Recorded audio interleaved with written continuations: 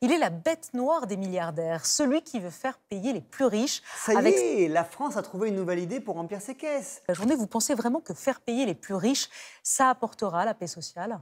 Prendre directement 2% par an sur le patrimoine supérieur à 100 millions d'euros. Et ça, comment ça s'appelle? Ça s'appelle la taxe Zuckman. Alors certains disent que c'est une mesure de justice sociale indispensable, et d'autres, en fait, ils pensent que c'est une bombe à retardement pour l'économie française. Alors, qui a raison? Ça, c'est une question intéressante et c'est ce qu'on va voir dans cette vidéo. Vous dites que la France est un paradis pour les milliardaires. Vraiment? Vous le prouvez comment? Expliquez-nous.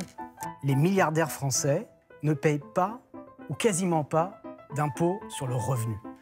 En raison d'une technique qu'ils utilisent, qui est très peu connue, et qui s'appelle l'utilisation de sociétés holding. Alors, qui a raison? On va voir dans cette vidéo ce que propose vraiment la taxe Zuckman. Les arguments qui sont pour ou contre cette taxe. Il y a un exemple concret, on va prendre l'exemple de Antoine, qui montre là où ça coince finalement. Et est-ce qu'on n'est pas en train de se détourner du vrai débat qu'on devrait avoir en France? Moi, c'est Lucas, je suis trader investisseur depuis maintenant plus de 10 ans et je vais t'apprendre la finance comment j'aurais aimé finalement qu'on me l'apprenne. Alors, n'oublie pas de m'encourager en laissant un petit pouce. Merci. Alors, elle vient d'où finalement cette taxe? Elle vient de monsieur Gabriel Zuckman, qui est un économiste français et qui propose simplement un impôt minimum de 2% par an sur les patrimoines supérieurs à 100 millions d'euros. Donc comme ça paraît finalement assez simple. C'est les ultra riches paient et l'État encaisse. Ok. Sauf qu'en fait, on parle de patrimoine papier. C'est quoi le patrimoine papier? Ça peut être des actions d'entreprise, okay, ça peut être des parts non cotées dans d'autres sociétés, ça peut être des immeubles, mais on ne parle pas finalement de cash disponible directement là, maintenant. Et pour ces défenseurs, donc pour les fervents défenseurs de la taxe Zuckman, c'est avant tout finalement une question de justice sociale. Ce qu'ils disent, c'est que les ultra riches, donc supérieurs à 100 millions d'euros, échappent largement à l'impôt sur le revenu classique que payent les Français. Et finalement, depuis les années 70, le revenu qui provient du capital ont progressé bien plus vite, oui, parce qu'il y a l'effet boule de neige, ça, bon, voilà, il faut qu'ils comprennent, que la croissance économique. Résultat, en fait, les richesses elles se concentrent toujours plus sur une même poignée de personnes. Et ça, on n'aime pas ça. Selon les estimations, voilà, c'est ce qu'on dit, c'est qu'une telle taxe pourrait rapporter entre 15 et 25 milliards d'euros par an. Ce qui, sur le papier, est pas mal. De quoi financer l'éducation, la santé ou la transition climatique. Ça fait bien. En gros, ceux qui ont le plus doivent contribuer plus.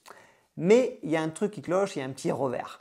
Premièrement, en fait, si la taxe, elle n'est que française, elle n'est pas mondiale, qu'est-ce qui va se passer? Elle peut provoquer un exil fiscal massif. Et c'est même Manu, le petit Mozart de la finance, qui l'a lui-même reconnu. Ensuite, en fait, il y a des études qui montrent que les contribuables, ceux qui vont être concernés par cette taxe-là, ils vont réagir. Ils vont réagir comment? Il va y avoir de l'exil fiscal, il va y avoir de la délocalisation d'actifs et ils vont chercher évidemment à optimiser. Et en fait, les recettes qui sont attendues de 15 à 25 milliards, elles seraient finalement de plus de 75%, et en fait, résultat, la taxe elle ne rapporterait plus que 5 milliards au lieu des 25 annoncés. Le problème, c'est qu'elle s'applique aussi aux biens professionnels. Donc si votre entreprise, par exemple, ne génère pas de cash, comme les startups qui viennent de se lancer, vous devez même céder vos actions pour payer, ce qui pénalise particulièrement les projets les plus risqués et innovants, comme on peut voir dans la tech. Si on prenons l'exemple de Antoine. Donc Antoine, imaginons qu'il a une startup qui s'appelle NovaPay. Il ne me dit pas ce qu'elle fait, mais en tout cas, c'est prometteur. Prenons l'exemple fictif de Antoine. Donc son patrimoine est estimé à 200 millions d'euros, mais en fait, ces 200 millions d'euros, Antoine ne les a pas sur son compte. Ce sont uniquement des actions NovaPay. Avec cette taxe, Zuckman, du coup, Antoine devrait céder chaque année 2% de ses actions, soit 4 millions d'euros, et en 10 ans, il va perdre 20% de sa entreprise. Résultat, Antoine il va perdre le contrôle petit à petit de sa boîte. Ça va évidemment décourager les investisseurs d'investir dans la boîte d'Antoine, dans NovaPay. Et c'est l'État, en fait, en prenant ces 2%, qui devient un actionnaire forcé. C'est un petit peu, pour vous donner un exemple, si on vous disait en tant que particulier, bon ok, on ne va pas taxer ton salaire, mais par contre on va prendre une petite partie de ta maison chaque année. On va commencer par la chambre et on ira sur le KGB juste après. Même finalement si tu n'as même pas l'intention de vendre. Donc en fait la taxe Zuckman, est-ce que vous pensez que c'est une mesure de justice sociale ou une fausse bonne idée?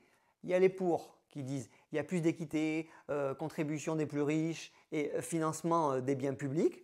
Et ceux qui sont contre, qui disent ça va provoquer une fuite des capitaux, des recettes finalement réduites par celles qui sont véritablement attendues et une perte de contrôle pour les entrepreneurs qui vont se voir déposséder petit à petit de leur entreprise. Mais surtout, est-ce qu'on n'est pas en train de se détourner du vrai problème? En fait, la France, Elle ne manque pas d'argent, l'argent il rentre, mais en fait c'est qu'elle dépense beaucoup trop. Okay, c'est au lieu de taxer ceux qui créent de la valeur, je vous demande, est-ce qu'on n'irait pas se demander comment on pourrait en créer plus de cette valeur? Encourager l'innovation, attirer des investisseurs, soutenir l'emploi. En fait, c'est ça qui remplit véritablement les caisses d'un État sur le long terme. Il faut stimuler la croissance. Après avoir écouté tout ça, qu'est-ce que vous en pensez? Est-ce que vous pensez que la taxe Zuckman, c'est une mesure finalement indispensable de justice sociale et il faut qu'elle soit appliquée? Ou est-ce que c'est une mesure surtout politique et finalement très politisée, sans véritable efficacité économique? Dites-le moi en commentaire, c'est là que le vrai débat commence. C'était Lucas Mikado, on se voit pour la prochaine vidéo. A plus, ciao!